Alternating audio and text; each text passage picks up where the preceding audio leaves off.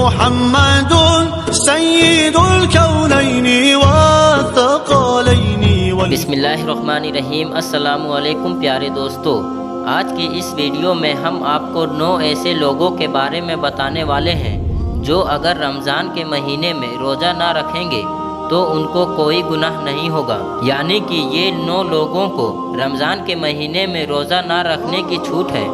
اس لیے آج کا یہ ہمارا ویڈیو آپ سبھی کے لیے بہت خاص ہے۔ اگر آپ ان 9 لوگوں کے بارے میں جاننا چاہتے ہیں تو آپ لوگ ہماری اس ویڈیو کو آخر تک ضرور دیکھیں اور مہربانی کر کے اس ویڈیو کو شیئر بھی کر دیں تاکہ رمضان کے مہینے میں یہ ویڈیو اور بھی لوگوں تک پہنچ جائے۔ تو چلیے دوستو شروع کرتے ہیں۔ دوستو یاد رکھیں، ہر مسلمان مرد اور عورت جو بالغ ہے اور اپنے ہوش و حواس میں رہتے ہیں تو اس پر رمضان کے روزے فرض ہے، یعنی کہ اس کے لیے پورے مہینے کے روزے رکھنا فرض ہے، اور اگر کوئی ان کی فضیلت کا انکار کرتا ہے تو وہ کافر ہے اور بنا وجہ روزہ چھوڑنے والا سب سے بڑا گناہگار بھی ہے۔ لیکن کیا آپ جانتے ہو کہ 9 لوگ ایسے بھی ہیں جن کو رمضان کے مہینے میں روزہ نہ رکھنے کی چھوٹ ہے، یعنی کہ یہ 9 لوگ رمضان کے مہینے میں روزہ نہیں رکھتے ہیں تو ان کو کوئی گناہ نہیں ہوگا۔ یہ 9 لوگ رمضان کے مہینے میں روزہ چھوڑ سکتے ہیں۔ نمبر 1، بیمار آدمی۔ دوستو سب سے پہلا انسان ہے بیمار آدمی، یعنی کہ ایسا انسان جو سخت بیمار ہو۔ ایسے انسان کو رمضان کے مہینے میں روزہ نہ رکھنے کی چھوٹ ہے۔ اگر ایسے بیمار آدمی روزہ نہیں رکھتا ہے تو اس کو کوئی گناہ نہیں ہوگا۔ اب یہاں پر بات آتی ہے، ایسے کون سی بیماری ہے جس میں روزہ نہ رکھنے کی چھوٹ ہے؟ تو ہم آپ کو بتا دیں، یہاں پر ان بیماریوں کی بات نہیں ہو رہی ہے جو اکثر نارمل لوگوں کو ہوتی رہتی ہے، جیسے کہ اگر کسی کے سر میں درد ہو گیا ہو یا پھر کسی کو سردی زکام ہو گیا ہو اور اس نے روزہ چھوڑ دیا تو یاد رکھیں ایسا کرنا جائز نہیں ہے۔ ایسے لوگوں کو روزہ رکھنا ضروری ہوگا۔ یہاں پر بیماری سے مراد ان بیماریوں سے ہے جس میں انسان کی جان جانے کا خطرہ ہوتا ہے۔ اب آپ سوچیں گے کہ ہمیں اس بات کا کیسے پتہ چلے گا کہ کون سی بیماری میں جان جانے کا خطرہ ہوتا ہے؟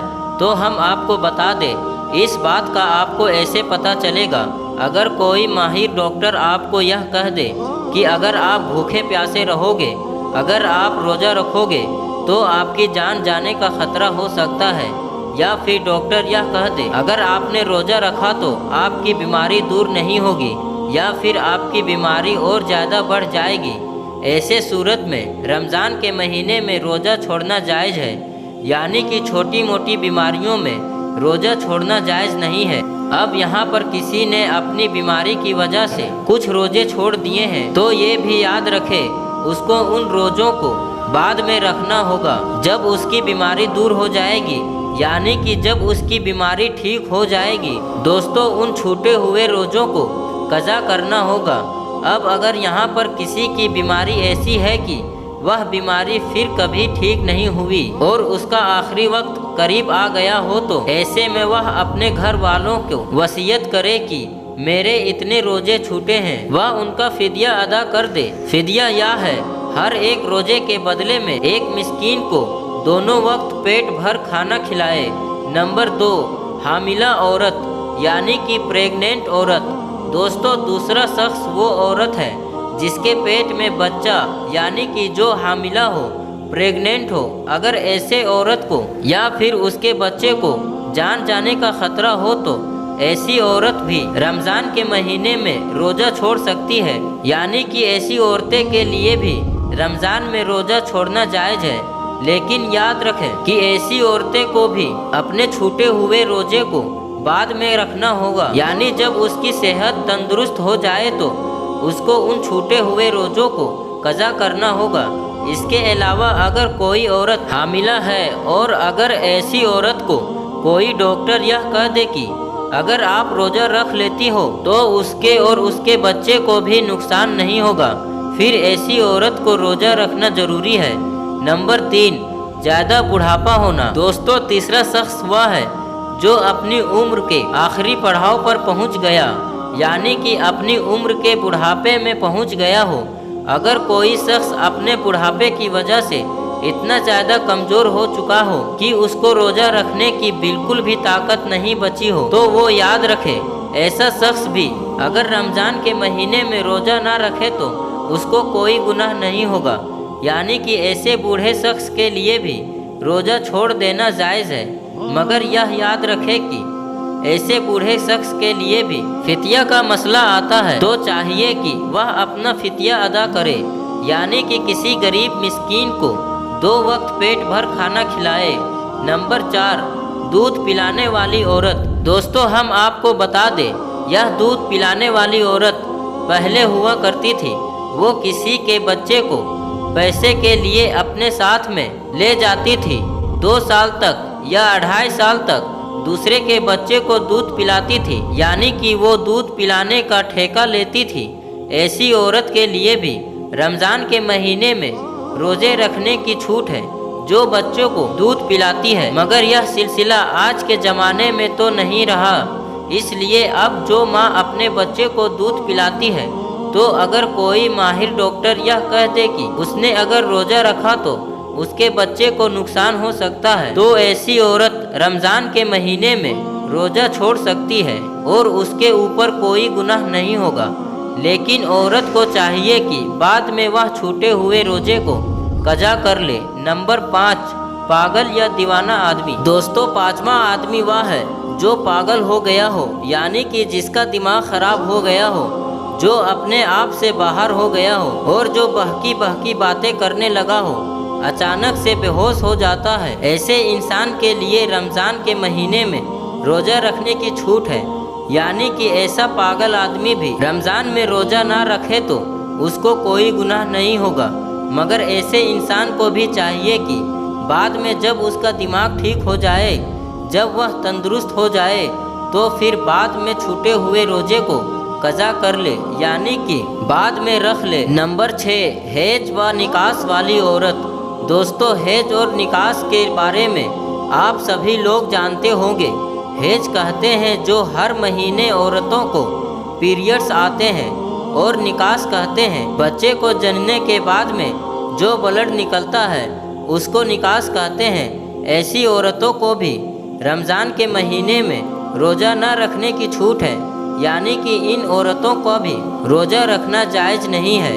यहाँ पर एक बात और याद रखें, इससे पहले जो लोग आपको बताए गए हैं, अगर वह लोग भी किसी वजह से रोज़ा रख लेते हैं तो उनका रोज़ा हो जाएगा। मगर यह हैज और निकास वाली औरतें ऐसी हैं जो इस हालत में कभी भी रोज़ा नहीं रख सकती है, यानी कि इनका रोज़ा रखना जायज़ नहीं है।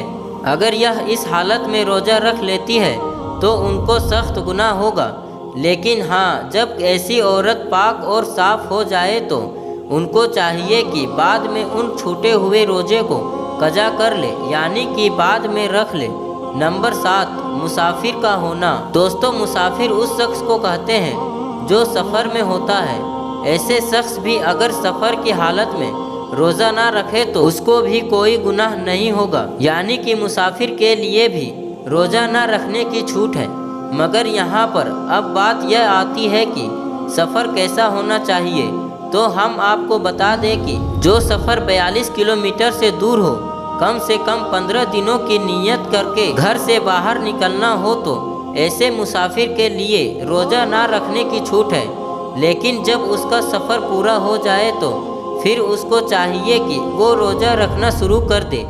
यहाँ पर एक बात और याद रखें कि आप कोई शख्स सफ़र की हालत में है, अगर वो ये कह दे कि मैं भी रोज़ा रखूँगा, मेरा सफ़र तो आराम है, तो याद रखें ऐसा शख्स सफ़र की हालत में भी रोज़ा रख सकता है। उसका रोज़ा रखना जायज़ होगा। और बेहतर भी यही है कि अगर सफ़र आराम का हो तो रोज़ा रख लिया जाए, लेकिन अगर ना भी रखे तो कोई गुनाह नहीं होगा। नंबर 8, किसी की जान जाने का ख़तरा हो।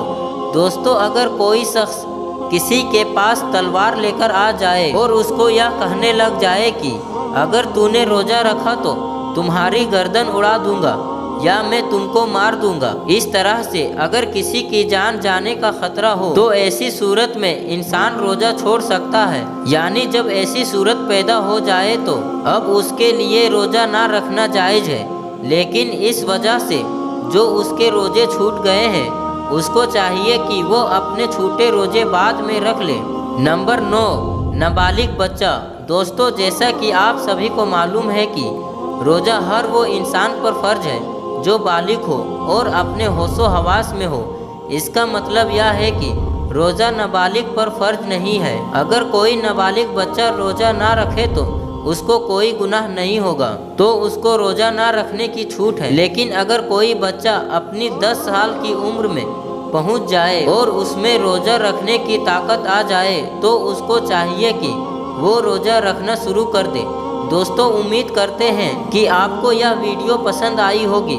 اگر ویڈیو پسند آئی ہو تو دل سے ایک لائک کر دے اور اس ویڈیو کو زیادہ سے زیادہ اپنے دوستوں اور رشتہ داروں تک شیئر کریں۔ ملتے ہیں پھر اگلی نئی ویڈیو میں، تب تک کے لیے اللہ حافظ۔